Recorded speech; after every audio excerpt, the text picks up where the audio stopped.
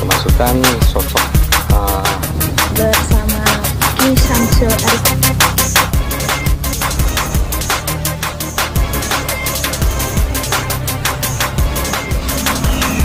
sebelah mana tadi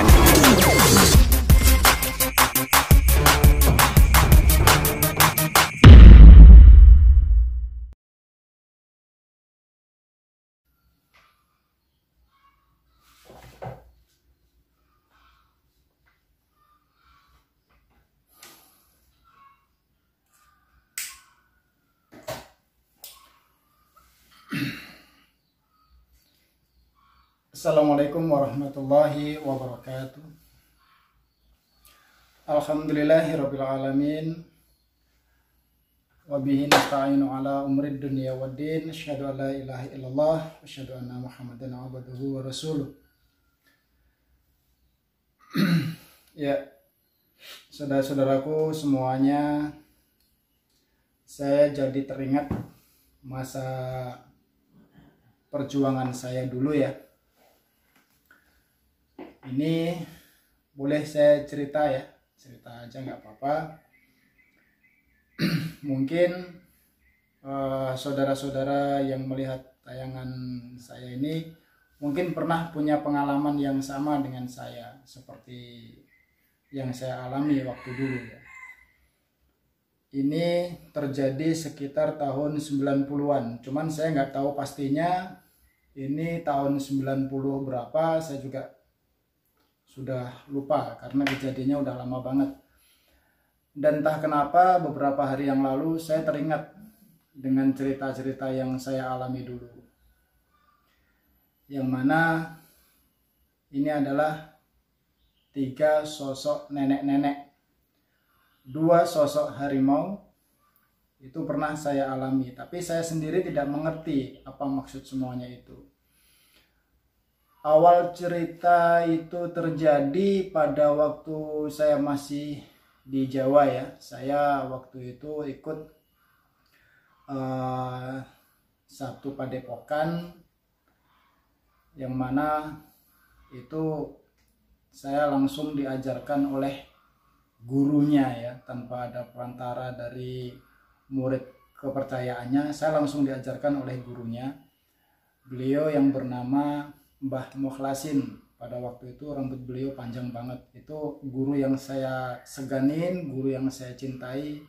Guru saya adalah segala-galanya. Beliau adalah putra dari Mbah Basyar, dan Mbah Basyar adalah murid atau istilahnya saudara dekat daripada Kiai Gus Maksum, yang beliau tuh di pesantren Lirboyo Kediri. Mungkin bagi saudara-saudara yang melihat video saya, apabila dulu pernah mondok di sana di pesantren Lirboyo itu, maka Anda adalah saudara seperjuangan saya.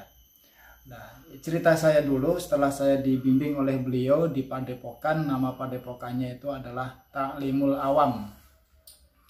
Ta'limul Awam ya, logonya adalah berwarna hijau. Di situ ada bertuliskan golek ridhoni Gusti Allah atau golek ridho Allah.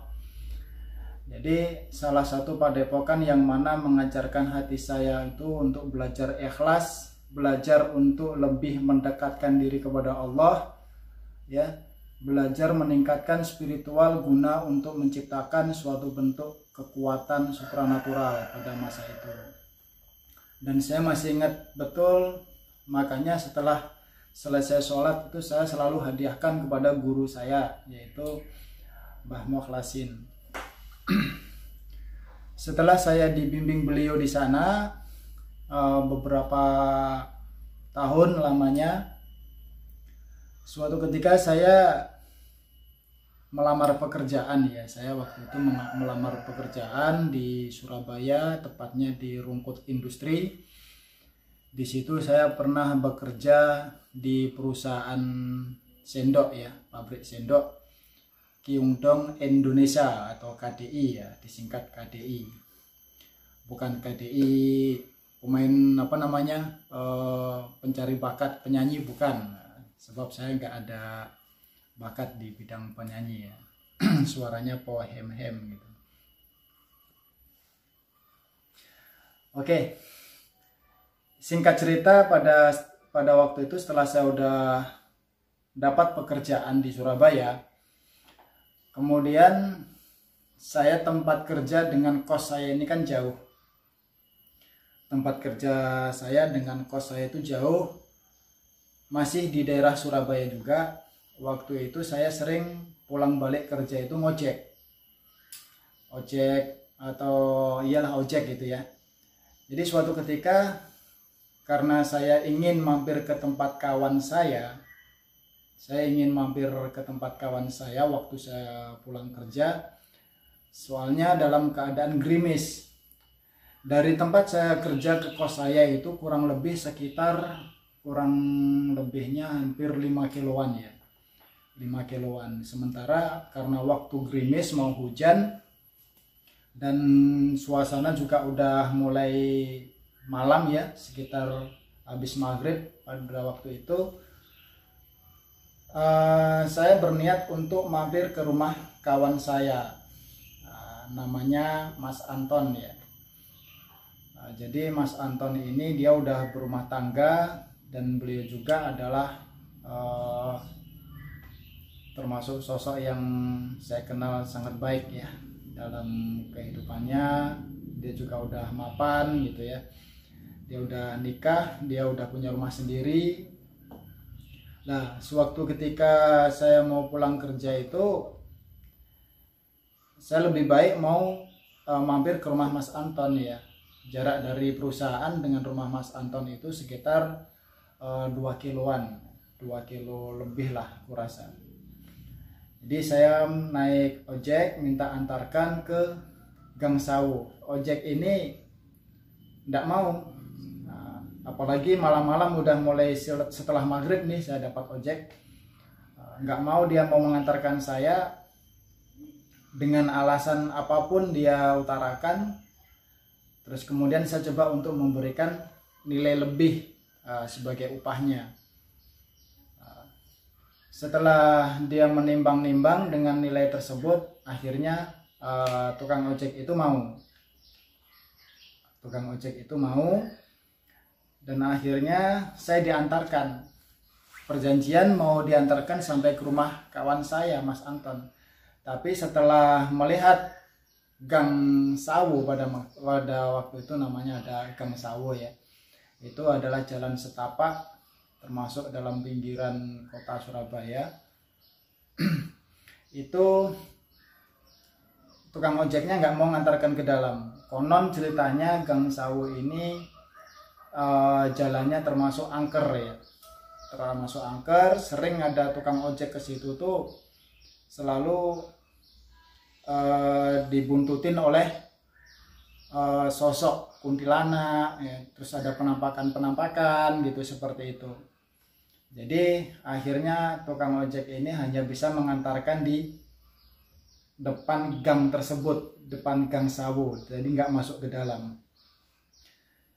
Dan akhirnya tukang ojek juga mengembalikan separuh dari uang yang saya berikan. Saya bilang, ya udahlah Pak, kalau memang Bapak lebih butuh, ini uang udah nggak usah dikembalikan, Bapak pakai aja.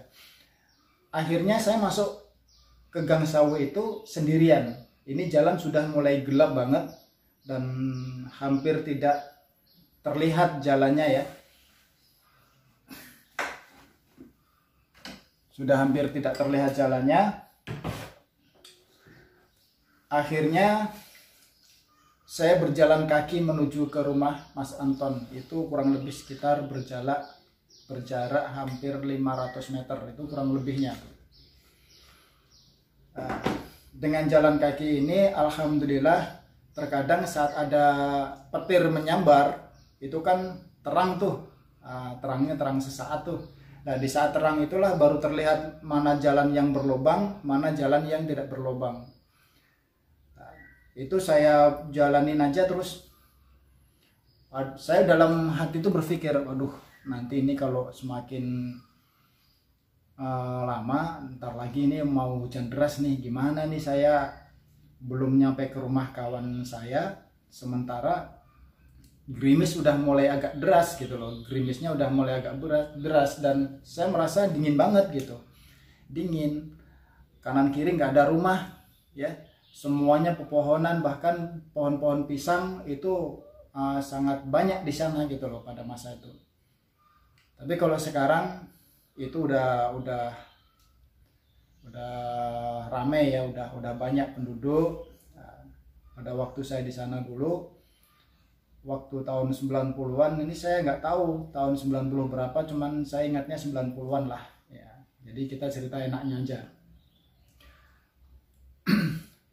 Terus setiap ada petir itu menyambar, selalu nampak jalannya. Ya di situ kesempatan saya untuk memilah dan memilih jalan yang tidak becek dan tidak berlubang. Nah, suatu ketika saya coba lari juga nggak berani karena takut nanti pas jalannya lubang ya jatuh. Nah, karena udah mulai gerimis deras kan, basah, makin basah lagi gitu. Akhirnya saya pelan-pelan juga, saya nikmati aja lah perjalanan itu walaupun gelap. Terus kemudian setelahnya sampai di depan rumah Mas Anton itu tadi, kebetulan hujan deras mulai turun. Lah berhubung terasnya Mas Anton belum siap sepenuhnya, itu air hujan itu kan tempiasnya luar biasa tuh ngenai ke tubuh saya. Saya melihat di depan rumah Mas Anton itu ada gubuk ya, ada rumah gubuk, kalau dalam bahasa Jawa itu rumah yang berdinding gedek ya. Kalau dalam bahasa Indonesianya apa tuh gedek itu? Pokoknya rumah dari jalinan bambu ya, rumah dari jalinan bambu. Mungkin pemirsa udah tahu semua bagaimana bentuk rumah jalinan bambu. Dan saya lihat di situ terasnya cukup teduh untuk berlindung. Akhirnya saya lari menyeberang jalan menuju depan rumah Mas Anton yang ada rumah gedek atau rumah bambu tadi. Akhirnya saya berteduh di terasnya. Cukup bersih dan lumayan juga tempatnya, walaupun tidak di plaster lantainya, masih dalam kondisi tanah, tapi cukup lumayan bersih dan nyaman. Saya duduk di situ sambil berpikir kemana Mas Anton pergi, sebab rumahnya digembok atau dikunci dari luar. Akhirnya nggak lama kemudian terdengar ada suara di dalam rumah gedek tersebut. Setelah dibuka sama yang pintunya dibuka sama si pemilik rumah gedek tadi, saya lihat ternyata adalah nenek-nenek. Ada nenek-nenek yang membuka pintu rumah bambu tadi. Dia bilang begini, "Ada apa, Cu?" Kemudian saya bilang, saya jawab, "Saya lagi menunggu Mas Anton, Nek." "Oh, Mas Antonnya lagi keluar sama istrinya, bawa mobil. Mungkin sebentar lagi juga pulang. Saya lihat cucu kedinginan. Marilah masuk ke dalam rumah. Mari masuk ke dalam rumah saya." Karena saya pikir nenek itu baik dan sangat santun, akhirnya saya mengikuti arahan nenek dan saya masuk ke dalam rumah nenek tersebut.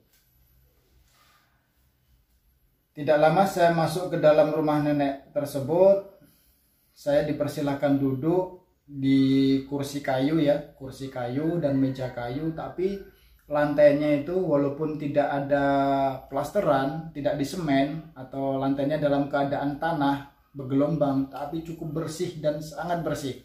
Dan rumah nenek tersebut adalah harum, ya.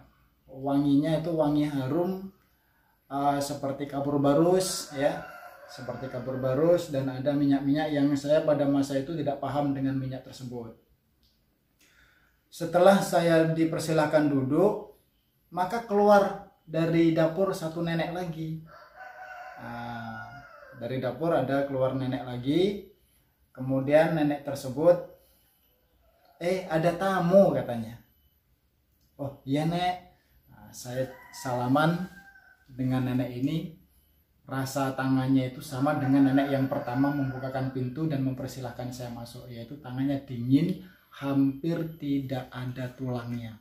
Seakan-akan tuh hampir tidak ada tulangnya, saking dinginnya. Terus gimana ya, lembab gitu, gimana ya ceritanya ya, intinya dingin lah.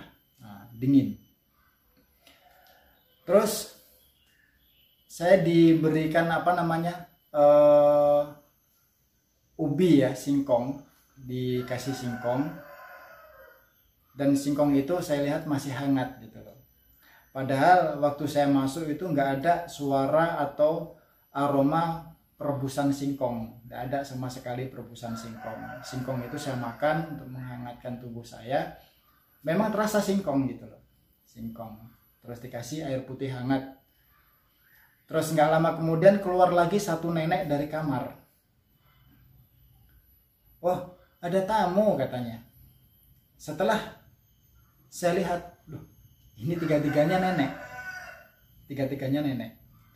Yang satu membukakan pintu, yang satu keluar dari dapur, yang satu lagi itu keluar dari kamar. Jadi ini saya nggak bisa buat ilustrasi gambarnya ya, karena itu sangat luar biasa dan tidak bisa saya gambarkan. Tiga nenek-nenek ini adalah tiga bersaudara ya. Sepertinya seperti itu, sebab dia mengatakan nenek yang pertama buka pintu itu adalah kakaan, dia yang paling tua. Sementara yang di dapur itu yang nomor 2, yang dari kamar itu nomor 3. Mereka kakak beradik kayaknya seperti itu. Wallahu a'lamu bishawab. Lah, setelah saya salaman, rasanya sama. Rasanya sama.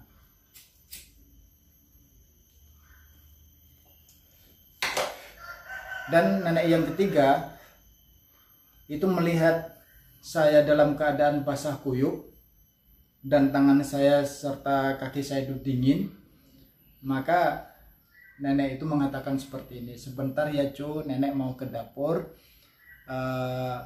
cucu di situ duduk sambil makan singkongnya. Nenek itu ke dapur, baru masuk, belum lama dia keluar, dia sudah membawa air hangat satu ember ya, dibawa, kemudian ditaruh bawah, disuruh kaki saya merendam air ke air hangat tadi.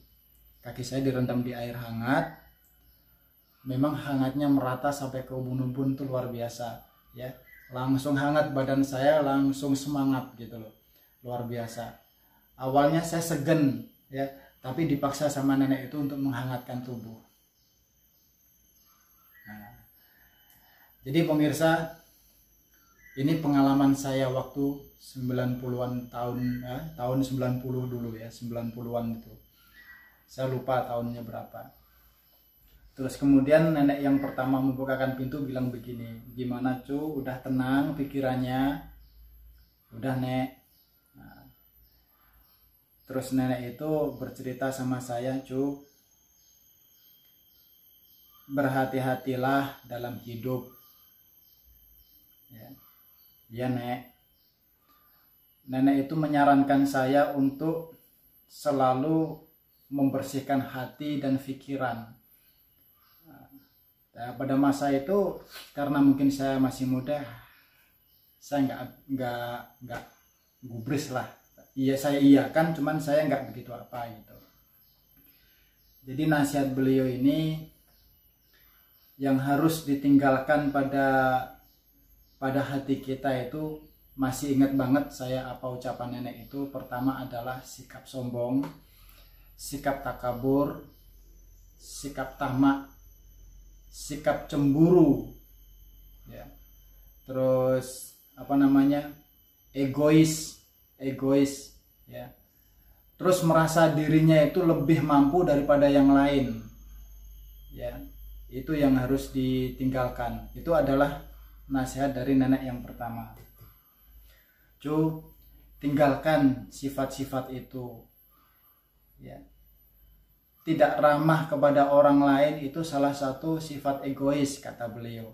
Ini nasihat beliau, ya, nasihat beliau. Mungkin karena dulunya juga nenek itu kurang begitu memahami, dan atau mungkin saya yang kurang memahami. Cuman saya masih ingat apa yang dia utarakan itu.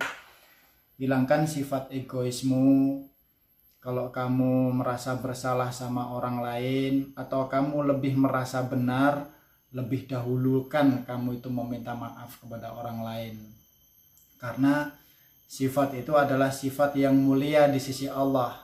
Allah tidak memandang wajahmu, Allah tidak memandang kepintaranmu, Allah tidak memandang kebolehanmu, tapi Allah pandang hatimu, Allah pandang sikap baikmu kepada sesama. Itu yang dinasihatkan nenek pertama. Ya. Terus kemudian jadilah murah hati, ya. Jadilah murah hati, jadilah kamu tuh orang yang luman, ya. Kalau orang Jawa itu luman, kalau bahasa Indonesianya itu ya murah hati tadi. Artinya suka memberi dan tidak mengungkit-ungkit pemberian kita, tidak mengharapkan pamrih, tidak mengharapkan suatu balasan dari orang lain. Dia hanya mengharapkan balasan dari Allah Subhanahu wa taala. Itu nasihat nenek yang pertama. Saya masih ingat banget. Cuman tahunnya saya nggak ingat. Setiap nasihatnya, wajah nenek itu dan rasa tangannya yang lembut serta dingin itu masih terasa banget, masih bisa saya rasakan. Terus nenek itu bilang begini, jangan seperti kami sudah kecewa sebab perbuatan kami. Cuman waktu itu saya nggak ngeh gitu loh, nggak paham gitu loh, apa maksudnya gitu. Cuman karena beliau baik sama saya, ya akhirnya saya nggak mempunyai prasangka atau firasat yang aneh-aneh sama dia. Terus kemudian nenek yang kedua bernasihat juga, janganlah kamu durhaka kepada Allah, dan janganlah kamu durhaka kepada orang tuamu, dan janganlah kamu durhaka kepada gurumu. Apapun yang mengajarkan atau yang membimbing kamu itu adalah gurumu. Saya teringat waktu itu kan saya pernah di pesantren juga. Jadi nasihat nenek yang kedua itu saya ingat ayat yang berbunyi, wa qadha rabbuka alla ta'budu illa iyyahu wa bil walidaini ihsanan. Dan Allah sendiri memerintahkan kepada kita semua supaya kita tidak boleh menyembah selain daripada Allah. Tidak boleh mengabdi selain daripada Allah. Wa bil walidaini ihsanan. Dan terhadap kedua orang tua senantiasa kita berbuat ihsan, berbuat baik. Nah, setelah kita berbakti kepada Allah, kita berbakti kepada kedua orang tua, dan kita berbakti kepada guru-guru kita. Berbakti kepada Habib, berbakti kepada ulama, berbakti kepada ulil amri, itu udah menjadi satu pedoman kita gitu loh. Itu nasihat nenek yang kedua. Terus kemudian nenek yang ketiga, dia juga nasihat sama saya.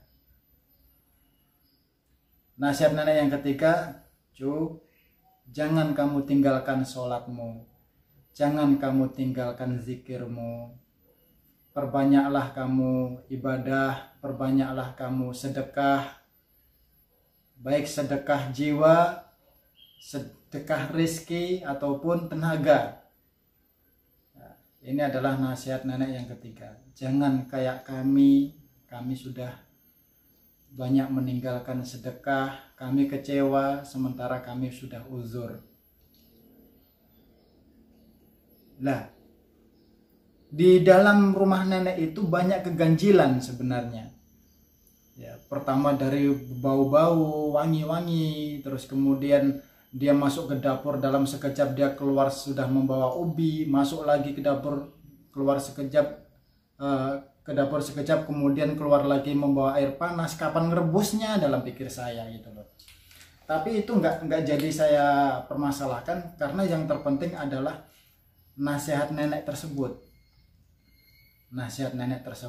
Dan yang kedua adalah karena nenek itu baik sama saya, maka saya nggak punya prasangka atau suudzon sama dia. Nah, terus yang nenek pertama menyuruh saya untuk mandi, sebab dilihatnya baju saya sudah basah karena air hujan. Biar nggak kedinginan, saya disuruh mandi. Kemudian saya masuk ke arah dapur, di situ ada kamar mandi. Saya lihat semuanya rapi dan bersih. Luar biasa ini, walaupun nenek-nenek tapi rajin sepertinya bersih-bersih rumah. Di luar biasa banget. Saya masuk ke kamar mandi, kemudian saya sangkutkan baju saya yang basah. Saya lihat juga bersih, nggak ada nyangkut-nyangkut. Biasanya kalau di rumah itu kan ada nyangkut jari, nyangkut anduk, itu ini nggak ada, bersih semuanya. Dan airnya jernih, ya. Sabunnya itu saya belum pernah pakai sabun tersebut sebelumnya, ya. Airnya itu hampir mirip kayak air mawar, harum gitu loh, seperti air mawar. Wallahu a'lamu bishawab. Ya. Jadi setelah itu saya mandi di situ. Kemudian ada salah satu dari mereka, nenek-nenek tadi, dia bilang, "Cu, anduknya ada di sebalik pintu." Padahal pintu tadi itu nggak ada sama sekali handuk. Setelah saya lihat itu ada nyangkut handuk warna merah. Luar biasa. Saya pikir kadang nenek ini pesulap atau gimana gitu. Cuman saya nggak pikir seperti itu. Yang penting nenek itu baik sama saya. Saya ambil handuknya, saya keringkan. Kemudian setelah saya keluar, saya diberikan kaos sama nenek untuk sebagai gantinya, karena baju saya basah. Saya diberikan kaos dan saya diberikan sarung. Nah, setelah saya pakai sarungnya, saya pakai kaosnya, harum kapur barus. Ya. Dibilang sama nenek yang pertama, "Cu, udah sholat maghrib?" Saya bilang belum. Ketiga-tiganya nenek itu menangis. Saya teringat banget. Tiga-tiganya nenek itu menangis. "Kalau belum, besok kamu boleh mengqadhonya. Setelah sholat maghrib, kamu sholat maghrib lagi, yaitu mengqadho sholatmu yang tertinggal." Lah, kamu sudah sholat isya? Saya juga mengatakan belum. "Sekarang sholatlah dulu, cu." Saya ditunjukkan tempat sholatnya. Di situ juga ada tikar, ya, tikar yang terbuat dari jalinan apa itu, kayak jalinan ya, tikar jalinan lah, ya, bukan tikar plastik, bukan apa, pokoknya jalinan dari rumbia atau apa itu, saya kurang paham. Di situ saya sholat. Setelah itu saya berdoa. Saya coba apa yang disarankan nenek yang ketiga, yaitu saya sering diperbanyak zikir. Di situ yang saya perbanyak adalah istighfar dan tahlilnya.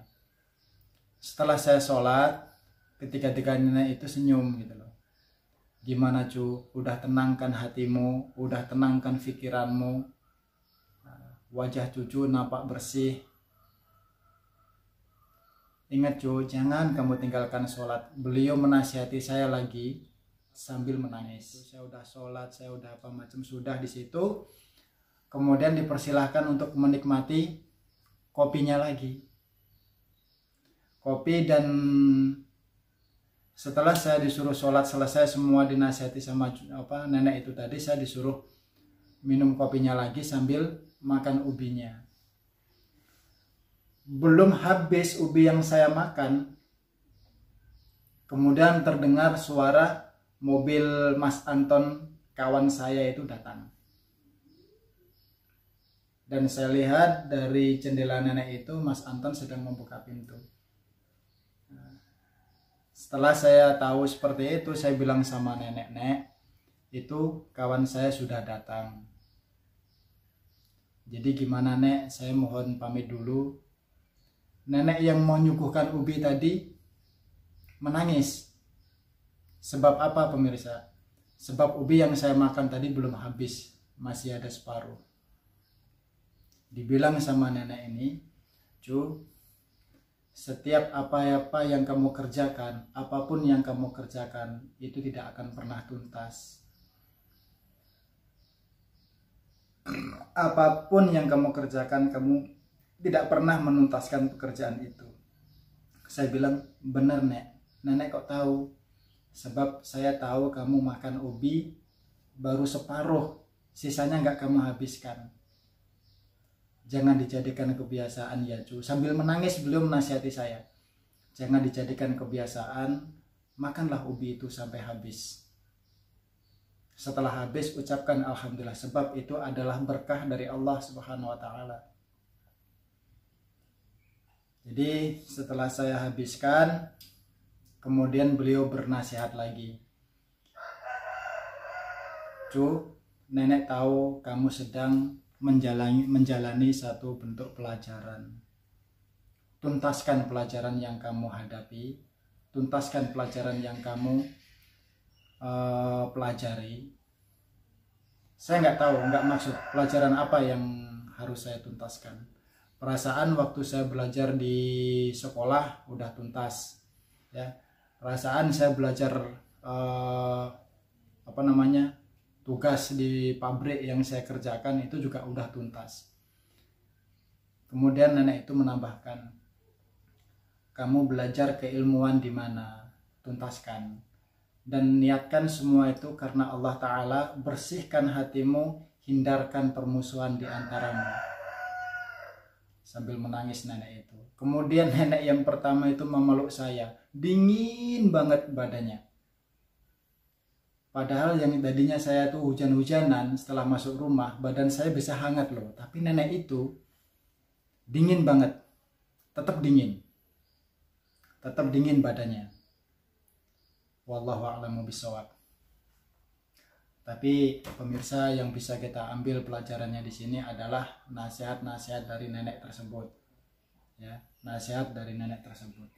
Cukup simpel yang dinasihatkan, tapi sebenarnya kalau kita kaji secara mendalam itu sangat luar biasa dan tidak ada habisnya. Nasihatnya sangat luar biasa, mendalam banget. Nah, setelah saya pamitan ke rumah nenek itu, dari rumah nenek itu mau menuju rumahnya Mas Antoni, nenek yang memeluk saya tadi itu seakan-akan berat untuk melepaskan saya. Tapi karena nenek yang kedua nasihat, "Kak, Mbak," ya, itu bahasa Jawanya, "Mbak, udahlah, ikhlaskan aja cucu kita ini pergi ke tempat kawannya. Suatu saat kita kan bisa ditemukan lagi jika Allah berkehendak. Kita tidak akan bertemu lagi," kata nenek yang pertama. Wallahu a'lamu bishawab. Cuman saya nggak paham apa maksud mereka. Saya nggak paham tentang mereka ini siapa gitu. Setelah saya diizinkan untuk menemui kawan saya, nenek yang ketiga itu, "Tuh hujannya udah reda cu, silahkan ke sana cu." Nah, cuman kemarin saya sempat juga waktu itu dikasih tahu nama-nama beliau, tapi saya lupa. Dan saya sengaja buat video ini supaya dilihat sama Mas Anton, karena Mas Anton tahu nama nenek-nenek tersebut. Dan saya berharap mereka bisa tulis di komentar bahwasanya nenek itu bernama Sipolan, dan Sipolan. Tujuan saya ingin tahu nama nenek tersebut, saya ingin kirim doa. Dan selama saya nggak tahu nama nenek tersebut, saya hanya kirim doa, minta kepada Allah disampaikan kepada mereka bertiga, karena Allah lebih tahu. Lah, setelah saya ke rumah kawan saya, dia kaget. "Wah, Mas Samsul?" "Iya, saya." Gitu. "Loh, dari mana? Kok kok pakai sarung? Iya, tadi saya habis sholat di rumah nenek. Nenek mana? Nenek depan tuh. Langsung saya ditarik ke dalam rumahnya, pintunya ditutup rapat-rapat dan dikunci. Jadi saya tanda tanya, ada apa ini? Dia tanya lagi, Mas tadi dari rumah nenek itu? Iya. Terus, ya tadi kan saya nunggu dirimu, nunggu kamu, terus lama kali nggak pulang-pulang karena hujan deras. Saya kena air tempias hujan banyak, basah. Akhirnya saya lari untuk berlindung di teras rumah depan. Lah, nggak lama kemudian saya disuruh masuk sama si pemilik rumah tersebut, nenek tersebut. Setelah saya disuruh ganti baju, bahkan saya mandi, makan singkong lagi saya di situ. Setelah saya selesai sholat isya, nenek itu menasihati saya dan akhirnya terdengarlah suara mobilmu datang. Akhirnya saya kesini.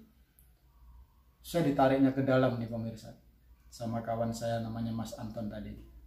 Setelah saya ditariknya ke dalam, saya dipegang-pegang nih, kaos yang saya pakai dipegang-pegang, sarung-sarung yang saya pakai ini dipegang-pegang sama dia.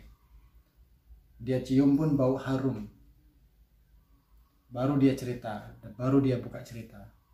Mas, ya, tahu nggak nenek-nenek yang barusan Mas datangin tadi itu? Kenapa rupanya? Dia sudah meninggal 7 hari yang lalu. Kaget saya pemirsa. Meninggal kenapa? Kecelakaan, Mas. Jadi dia mau ke pasar, tiga-tiganya naik, kalau di Jawa namanya mikrolet ya, kalau di sini oplet ya, mobil gitu, mobil sewa, oplet. Kalau di Jawa namanya mikrolet. Jadi waktu naik mikrolet itu dia tabrakan dengan bus. Semua penumpangnya meninggal, termasuk nenek-nenek tersebut. Saya nggak percaya waktu itu dengar cerita kawan saya itu, saya nggak percaya.